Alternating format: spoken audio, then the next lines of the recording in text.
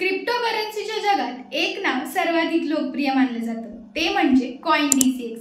लाखो गुंतवणूकदार आपले कोट्यवधी रुपये इथे सुरक्षित असल्याचं समजत होते, पण एके दिवशी या प्लॅटफॉर्मच्या भिंतींच्या आतूनच असा भूकंप झाला की संपूर्ण भारतीय क्रिप्टो मार्केट हादरलं। या कथेतला मुख्य खलनायक होता राहुल अग्रवाल। कंपनीत वित्त व्यवस्थापनाची जबाबदारी त्याच्याकडे होती। त्याच्यावर विश्वास ठेवून CoinDCXने त्याला कोट्यवधी रुपयांच्या ट्रान्झॅक्शन्सवर देखरेख करण्याची मुभा दिली होती, पण लोभाने अंध झालेल्या राहुलने या विश्वासाला तडा दिला। आजच्या या स्पेशल व्हिडिओमध्ये आपण CoinDCX कंपनीची 379 कोटी रुपयांची फसवणूक करणारा राहुल अग्रवाल कोण आहे, राहुलने ही फसवणूक नेमकी कशी केली याबद्दल संपूर्ण माहिती घेणार आहोत। नमस्कार मित्रांनो, माझं नाव आहे संचिता हरपुडे आणि आता तुम्ही पाहत आहात द डिटेल चॅनल। CoinDCX हे सुमित गुप्ता आणि नीरज खंडेलवाल यांनी 2018 मध्ये सुरू केलेलं आहे। आज लाखो क्रिप्टो गुंतवणूकदारांचं पहिलं पसंतीचं ठिकाण आहे, कारण इथे बिटकॉइन, इथेरियम, डॉजकॉइन पासून ते हजारो डिजिटल टोकन सहज खरेदी विक्री करता येतात। CoinDCX ची खासियत म्हणजे याचा यूजर फ्रेंडली इंटरफेस। अगदी सुरुवातीचा गुंतवणूकदार असो किंवा प्रोफेशनल ट्रेडर, सगळ्यांसाठी सोपं आणि सुरक्षित। यात आहेत बरेच ॲडव्हान्स्ड फीचर्स, जसं की लिव्हरेज ट्रेडिंग, स्टेकिंग आणि फ्युचर्स। फक्त 100 रुपयांपासून गुंतवणूक करण्याची सोय दिलेली आहे। CoinDCXने स्वतःला इंडियात सेफेस्ट क्रिप्टो एक्सचेंज म्हणून ब्रँड केले। सुरक्षा हाच यांचा मुख्य USP। Multilayer protection, 2 step verification आणि रेग्युलर ऑडिट्समुळे गुंतवणूकदारांचा भक्कम विश्वास CoinDCXवर टिकवला गेला। मात्र याच विश्वासाला जुलै महिन्यात तडे गेले। 19 जुलैच्या मध्यरात्री 2:37 CoinDCX हॅक झाले।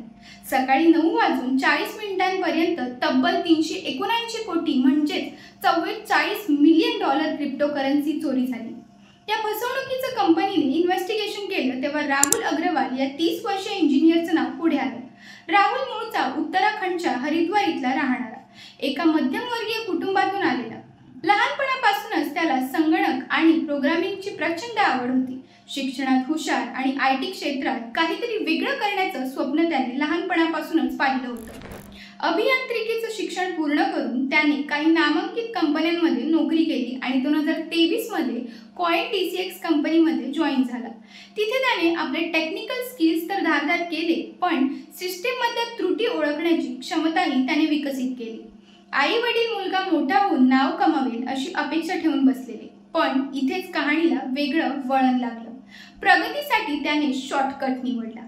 CoinDCX सारख्या मोठ्या क्रिप्टो प्लॅटफॉर्मला टार्गेट करून त्याने तांत्रिक ज्ञानाचा वापर फसवणुकीसाठी केला। त्याने बनावट वॉलेट्स तयार केली, गुंतवणूकदारांच्या नावाखाली खोटे अकाउंट्स बनवले, हळूहळू टोकन्स त्यात ट्रान्सफर होत गेले।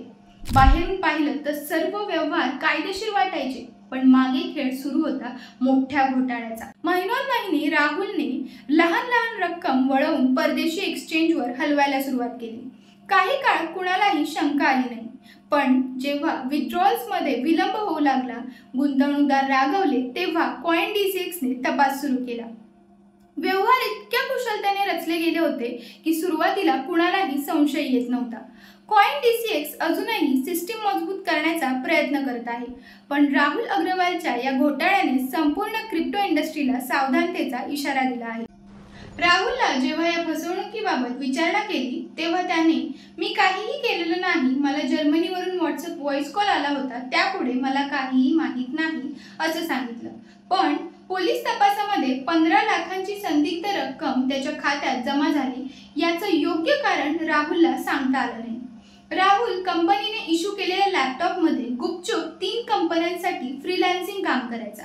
पोलिसांचा असा अंदाज आहे की राहुलच्या लॉगिन ID आणि पासवर्डचा उपयोग करून हॅकर्सने CoinDCXचे पोर्टल हॅक केले असावे। ही क्रिप्टो चोरी राहुलने केली की दुसऱ्या कोणत्या थर्ड पार्टी हॅकर्सने केली हे तपासामध्ये स्पष्ट होईल। मित्रांनो, पैसा जितका चमकतो तितकाच तो लोभाची आग पेटवतो, आणि ही आग जर नियंत्रणाबाहेर गेली तर संपूर्ण साम्राज्य जाळून टाकतो।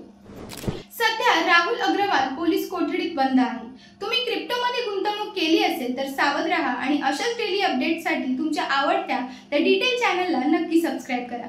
भेटूया पुढच्या व्हिडिओमध्ये। तोपर्यंत जय हिंद, जय भारत। धन्यवाद.